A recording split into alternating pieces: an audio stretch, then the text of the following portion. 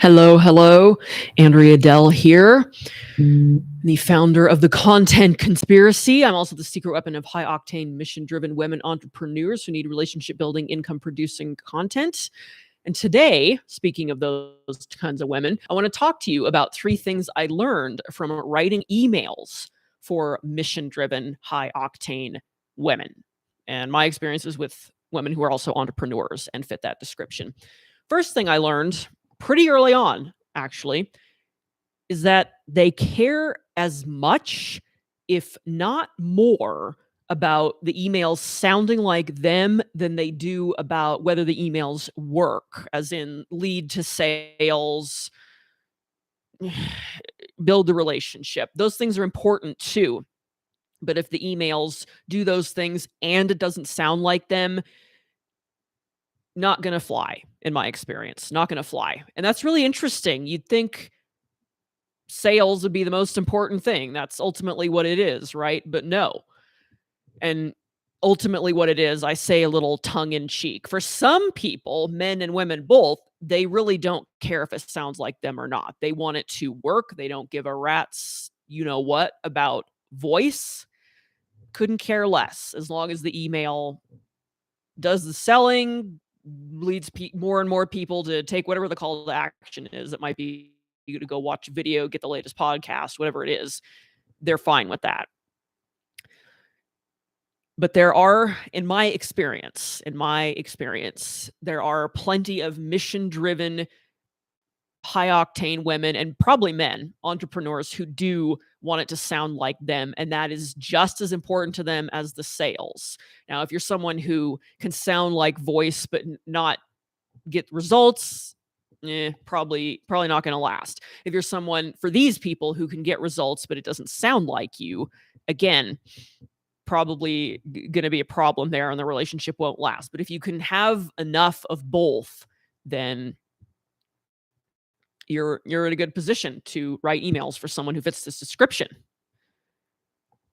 And it's funny when you think about it from a purely sales perspective. But again, it's important to them that it sounds like them.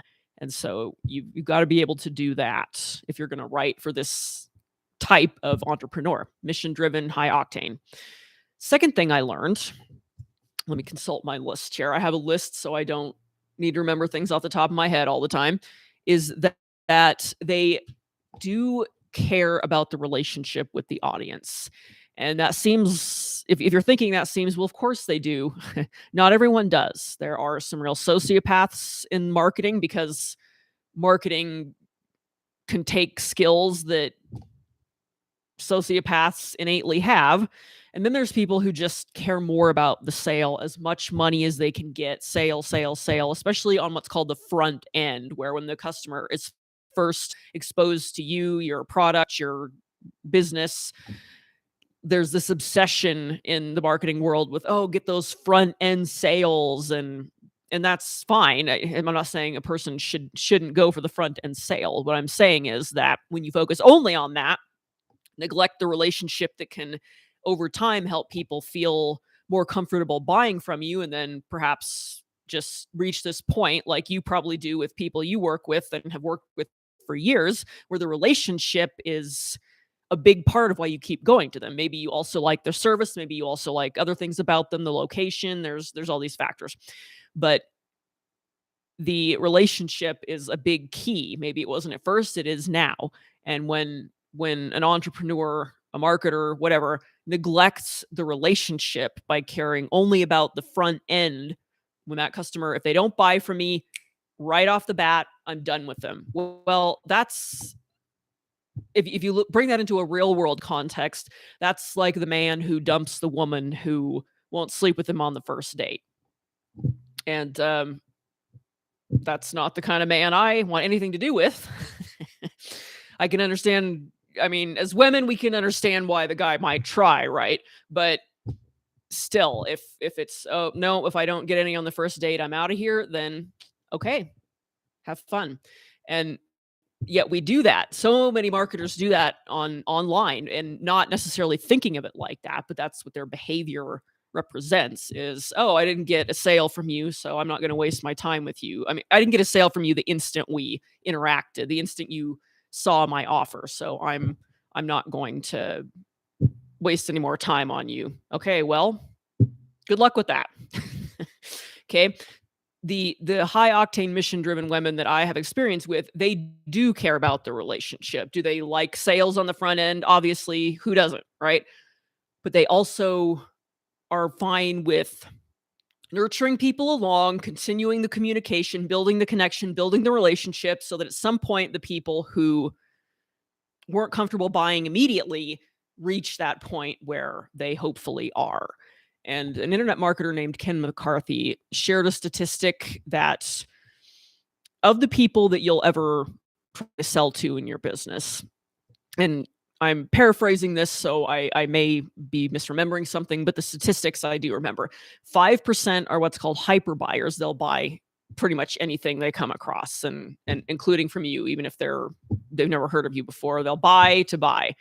And then you have another 70% or so who won't buy anything, no matter what you do. And then you have 25 to 30% who are skeptics. Again, these percentages may not add up to 100, but you just so you get the idea. 25 to 30% are skeptics. These are the people who need some more ongoing connection, communication, relationship building to want to buy from you, to reach that point where they're going, I'm going to give this person a shot. And so by focusing only on the 5% that are hyper buyers, which is what so many people try to do, you're missing out on another roughly third of your audience that you could be making a lot more sales to with a lot less work. You have to put more work in to get them to that point. But once you do, they'll often buy, in my experience, without even needing a sales page. Just send them to an order form, they grab it. Depends on what it is and what you're selling and how the price and a lot of things. But I've been able to do that. And I know other people who have. So that's the second thing I learned, is that from writing emails for high octane mission driven women, is that they do care about the relationship. And that's probably that ties into the third thing I learned, which is probably a factor in why the first two are the case, is that they have a higher calling placed on their heart, whether it's a spiritual calling or just something that moved deep in their mind, I don't know, but their emotions, their soul, whatever your particular beliefs are, but they have a higher calling. And because of that, they really want to serve, they really want to help people and help people get results. They probably like the money, and maybe they live an affluent, abundant lifestyle, and they want people to get results. They legitimately want to help people. And I really like that. I think if someone just wants to go sell to make money, there's nothing wrong with that as long as you're not being unethical about it. And that's a whole other conversation. However, I resonate with the people who both want to help others and want it to be profitable. I think it can be a mutually beneficial there. And that's who I resonate with the most. And that came from writing emails for women like this for over 5 years now.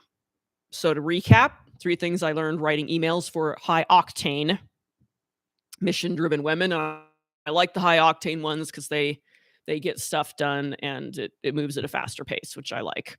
Is number 1, they care about their emails sounding like them in their voice at least as much, if not a little more, than how well the content works, which is interesting.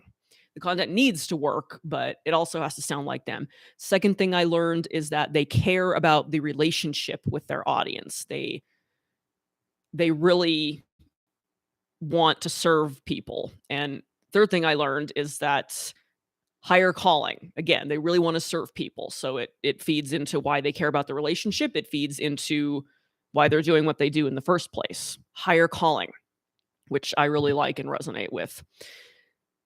And if you're interested, maybe you're looking to get into copywriting or content and you're wanting to maybe start writing for some high octane mission driven women entrepreneurs, well, Couple resources in the description of this video that might help you. First one is my book, Dream Client Goldmine. It shows you how I started writing for women like this, the framework that I use, that it works great if you're shy, if you're inexperienced, if you don't like selling. I mean, you're going to have to get over that at some point to a certain point, but you'll see what I mean when you read it. It positions you in a way, when you do follow it exactly how I teach, that makes you so attractive to this kind of entrepreneur that it may give you a leg up over more experienced options. It certainly did for me. And the second thing is 7 ways to stop the scroll. Now, this may not benefit you yet if you're looking to write for other women. It might. It depends on, are you also building a platform? Not look right for other women, write for mission-driven, high-octane women.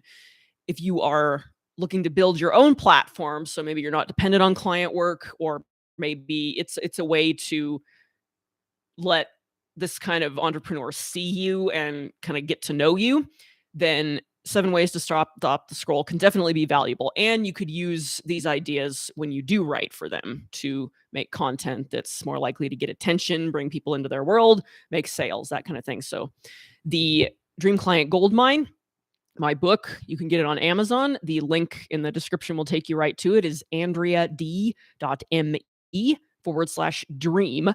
And then 7 ways to stop the scroll. You can go to my website, andreadell.com, and sign up for it there.